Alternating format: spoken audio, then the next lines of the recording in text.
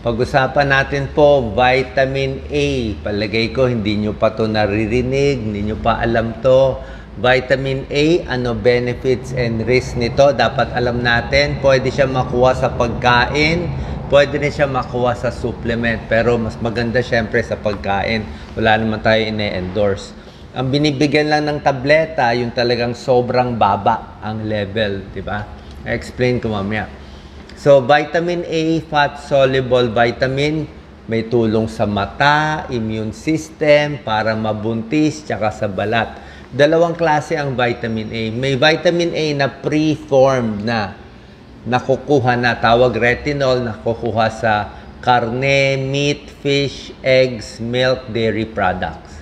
Meron naman pangalawang klaseng vitamin A na nakukuha sa gulay at prutas. Carotenoids muna siya, magiging vitamin A. Red, green, yellow, orange fruits and vegetables. Yan ang gusto natin. Sino ang mga high risk na pwedeng bumaba ang vitamin A? Mamaya, papakita ko yung 8 senyales na mababa vitamin A na isang tao. Ang pwede bumaba, buntis, nagbe-breastfeeding, mga bata, mga infants.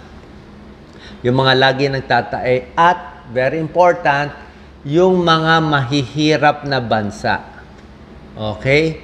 Yung mga bansang mahihirap, nilagay nila yung merong lugar sa South Africa, Southeast Asia na hindi kaya kumain ng ganitong gulay at prutas. Sila yung tinatamaan ng vitamin A deficiency.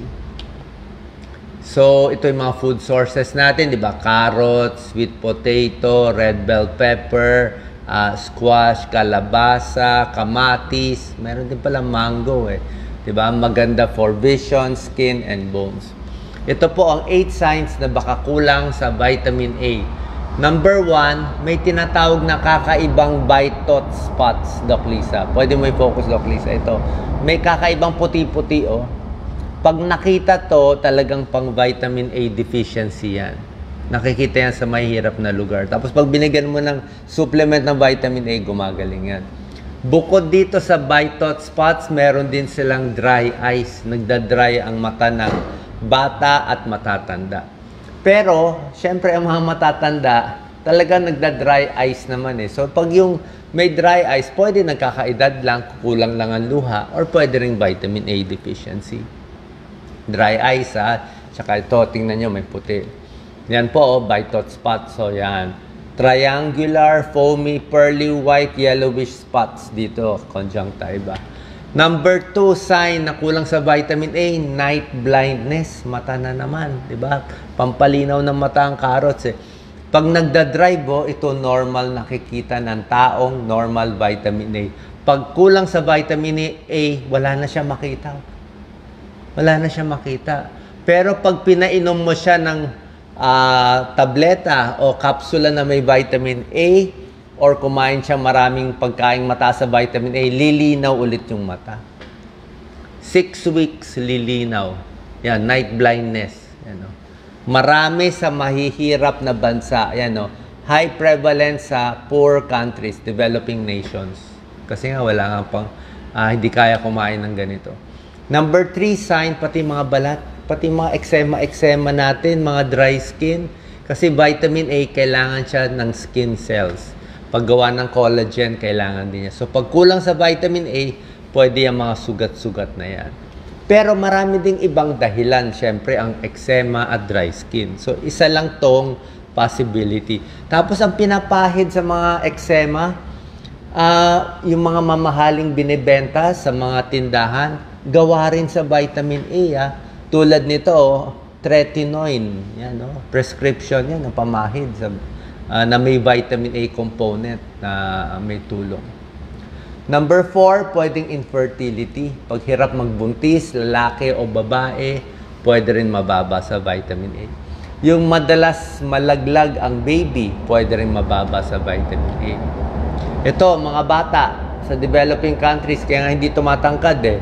Pag kompleto sa vitamin A, kumpara sa kulang sa vitamin A, in 4 months, mas matangkad ng 0.39 cm yung kompleto sa vitamin A. Tapos, pag kinumpleto daw sa lahat ng vitamins, lahat ng A, B, C, D, pag kinumpleto mo, mas matangkad pa raw. Kaya yung mga bansang mayaman, matatangkad. Yung mga mahirap na bansa, mas malilit. Nang kulang ng vitamins, kasama ang vitamin A. More throat infection, pulmonya, lung infection, yung kulang sa vitamin A. Nakita nila yan. Sa bata at sa mga senior citizens. Matagal din maghilom ang sugat. Kasi vitamin A, kailangan formation of collagen. Kaya pag kulang sa vitamin A, matagal maghilom. Meron nga sa pag-aaral, naglagay sila ng vitamin A na cream. May mga topical vitamin A, pamahid sa sugat. Mas gumagaling. 50% lumiliit ang sugat. Maraming pimples, maraming mga breakout sa mukha, pwede rin. Dahil kulang sa vitamin A. Isa sa very popular na pamahid sa mukha ito, oral vitamin A, ang pangalan isotretinoin. Very famous to, Accutane. Merong vitamin A component. So maganda talaga vitamin A sa balat. Kaya ginagamit ng mga cosmetic industry. So yan po yung 8 symptoms natin pag kulang ka sa vitamin A. So on the opposite side, pag kumain tayo ng pagkain very red, very orange, prutas at gulay, maganda sa mata, walang night blindness, bawas pimples, gaganda yung cellula, malakas immune system, di magkakasakit, maganda ang buto, healthy growth and reproduction, yan para magbuntis. Ito yung mga sources, tinuro ko sa inyo, animal sources, plant sources, kasama green leafy vegetables, mga broccoli, cauliflower, kangkong. Pero ito po, warning. Ito may pag-aaral to.